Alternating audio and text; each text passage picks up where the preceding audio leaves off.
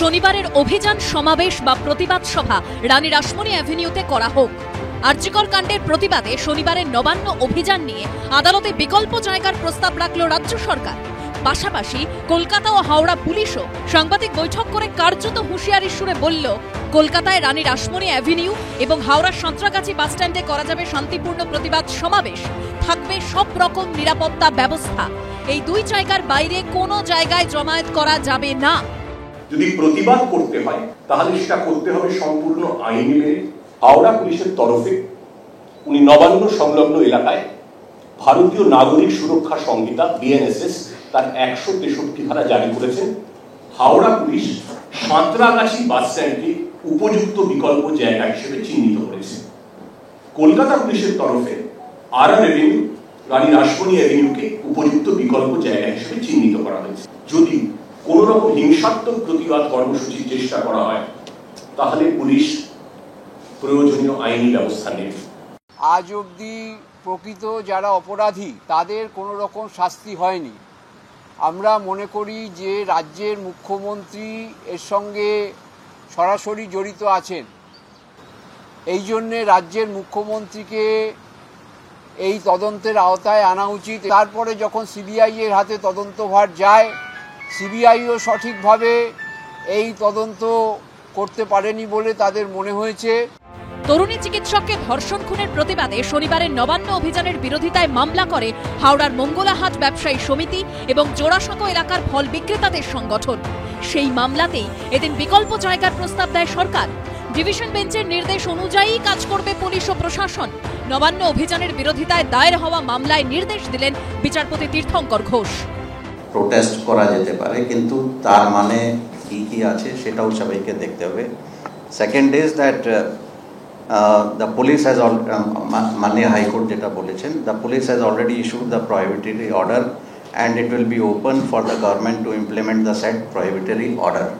So it is very clearly mentioned that যেখানে prohibitory order আছে, it will be open for the government to implement that order.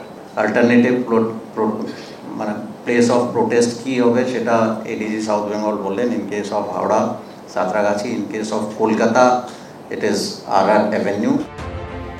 বৃহস্পতিবার নবান্ন অভিযানের বিরোধিতা করে দায়ের হওয়া আরেকটি মামলার শুনানি হয় বিচারপতি সুজয় পাল ও বিচারপতি স্মিতা দাসদের ডিভিশন বেঞ্চে।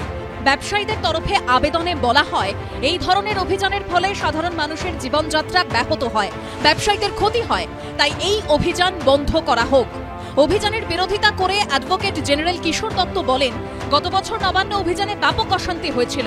47 জন পুলিশকর্মী আহত হন, পুলিশ জলকামান চালাতে বাধ্য হয়, একজন পুলিশকর্মীর চোখ ক্ষতিগ্রস্ত হয়, গ্রেপ্তার করা হয় 147 জনকে।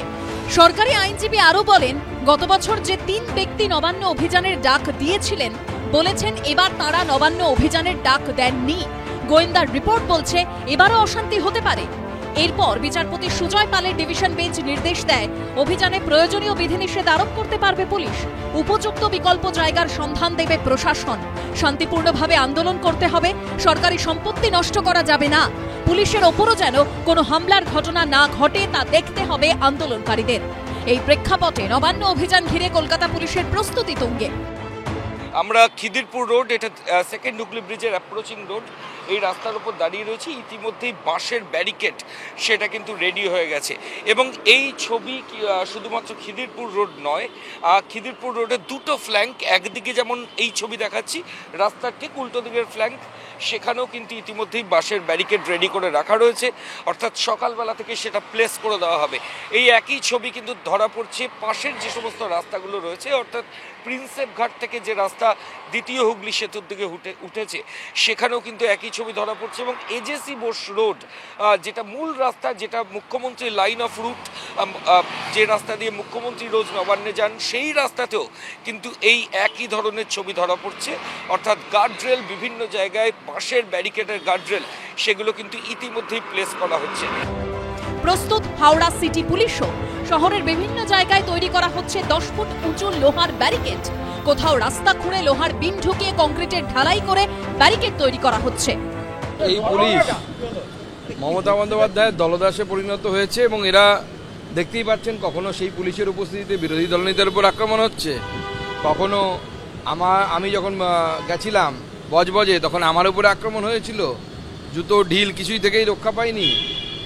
এরকম বারবার হচ্ছে। তো স্বাভাবিকভাবে যে কোনো বিরোধী রাজনৈতিক মত, বিরোধী রাজনৈতিক আন্দোলন, তাকে বন্ধ করার জন্য যা যা করা দরকার এই পুলিশ করছে, কারণ মমতা বন্দ্যোপাধ্যায়ের দলদাস এই পুলিশ। আপনারা 24 ঘন্টার মধ্যে তো নবান্নের পুলিশ অ্যারেস্ট করেছিল, আপনারা গিয়ে সিবিআই চেয়েছেন, তো তদন্ত সিবিআই এর হাতে, সিবিআই চেয়ে এনেছেন আপনারা, তো সিবিআই এর ওপর খুশি নন আপনারা, অথচ আপনারা বলছেন নবান্ন চলো সঙ্গে বিজেপি।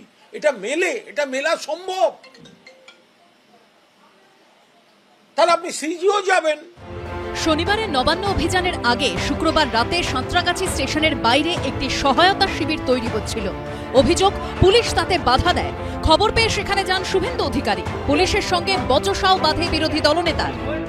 রেল একটা সহায়তা কেন্দ্র করার অনুমতি দিয়েছে, এখানে 4-5 জন আইপিএস 200 পুলিশ নিয়ে এসে ভেঙে তুলে নিয়ে চলে যাচ্ছে। এই কি গুন্ডাগর্দি নাকি? হাজার হাজার লোক আসবে, এরা জল দেবে, কি মারপিট করতে আসছে নাকি? কারো মেডিকেল লাগলে দেবে, অসুবিধাটা কোথায়? নবান্ন অভিযানের মতো কালীঘাট চলো কর্মসূচির বিরোধিতা করেও মামলা হয়েছে কলকাতা হাইকোর্টে। সেই মামলায় এদিন আদালত জানিয়ে দিয়েছে, যেহেতু পুলিশ কোনো অনুমতি দেয়নি, তাই বিষয়টিতে আদালত হস্তক্ষেপ করবে না, কোনো নির্দেশও জারি করছে না। কোথাও আইন অমান্য হলে আইন অনুযায়ী পুলিশ পদক্ষেপ করতে পারবে। রাজ্য সরকারের আইনজীবী বলেন, কলেজ স্কোয়ারে এই জমায়েত করা যায়। সৌভিক মজুমদার, ময়ূর ঠাকুর চক্রবর্তী ও সুনীত হালদারের রিপোর্ট, এবিপি আনন্দ।